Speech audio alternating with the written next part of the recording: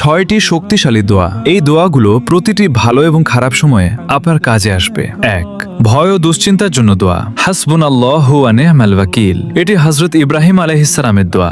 যখন তাকে আগুনে নিক্ষেপ করা হচ্ছিল তখন তিনি এই দোয়া পড়েছিলেন, আল্লাহ তাকে রক্ষা করেছিলেন। 2. শক্তির জন্য দোয়া। লা ইলাহা ইল্লা আনতা সুবহানাক ইন্নী কুনতু মিনাজ জালিমিন। যখনই আপনি কোনো বিপদে পড়বেন এই দোয়া আপনাকে অন্ধকার থেকে আলোয় নিয়ে আসতে পারে। 3. জ্ঞান বৃদ্ধির জন্য দোয়া।